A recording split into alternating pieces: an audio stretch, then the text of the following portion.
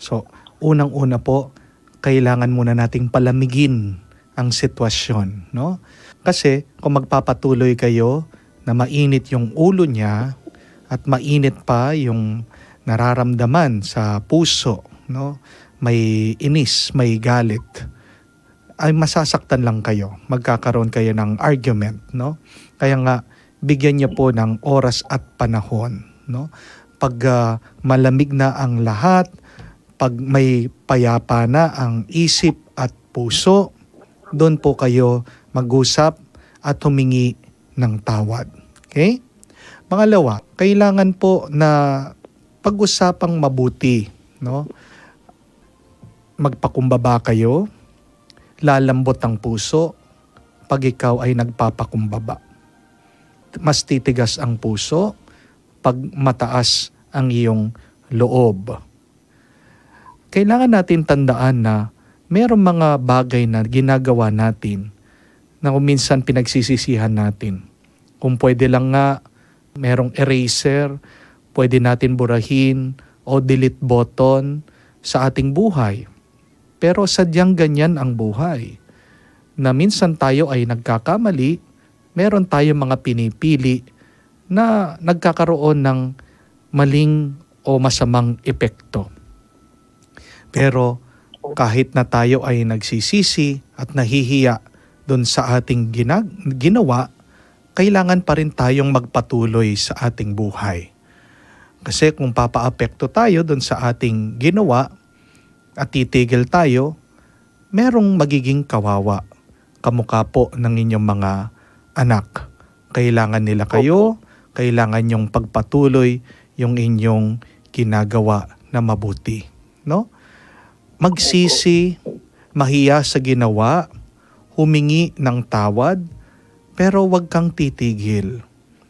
Kasi kung ikaw ay magiging alipin ng nakalipas, magkakaroon ng problema sa iyong hinaharap.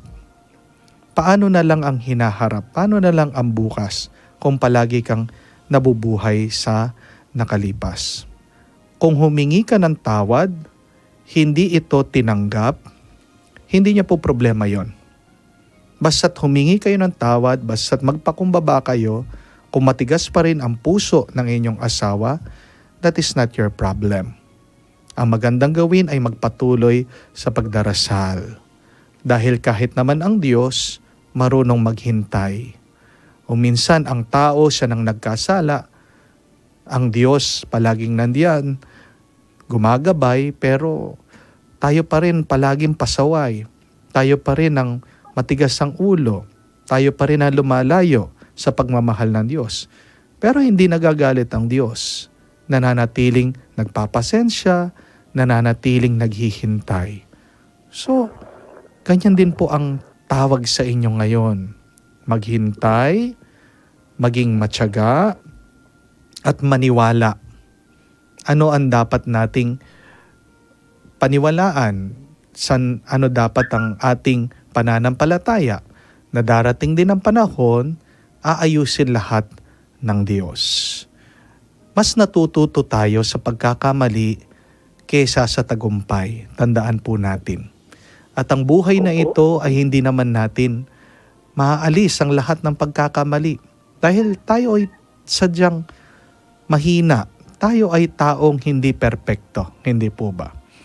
Pero nagiging mas maganda ang buhay, mas masarap ang buhay kung doon sa pagkakamali tayo ay tumitindig.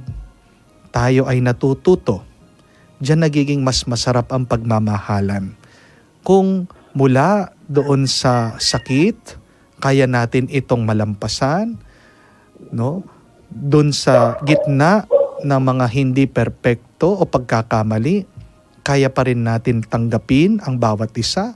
Ito ang tanda ng tunay na pagmamahal, no? Hindi mo masasabi na mahal mo ang isang tao kung ang minamahal mo lang sa kanya yung mga magaganda. Ang pagmamahal ay pagtanggap sa kabuuan, sa lahat. Kaya nga ang pangako na mag-asawa, for better, for worse, for richer, for poorer. Lahat. yung mabuti, yung maganda, yung liwanag, yung dilim. Kailangan tanggapin lahat ng yan. Nagkataon lang na ngayon ay naiinis o nagagalit ang inyong asawa dahil dun sa inyong ginawa, tanggapin nyo yun. Tanggapin nyo po yun. No? Embrace that. Yakapin nyo po yun. Pero, huwag kayong mawawala ng pag-asa na darating din ang panahon na maayos din ang lahat. Kailangan nyo ding unawain ng inyong asawa ay tao din na may nararamdaman. Ngayon, nakakadama ng galit ng inyong asawa. Kung talagang mahal nyo siya, tatanggapin nyo siya kahit na siya ay galit. No? At hihintayin nyo po yung panahon na kung saan mawawala na yung galit o lalamig yung ulo, no? At mangako kayo na ayusin nyo ulit o magumpisa kayo muli dyan sa inyong pagsasama sa inyong relasyon.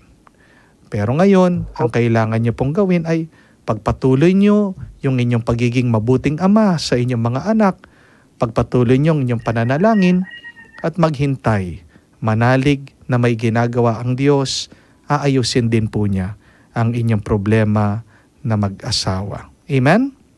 Pinagdarasal ko po kayo at ako po ay naniniwala din na malapit na magkakaayos kayo at magiging mas masaya kayo kaysa sa dati.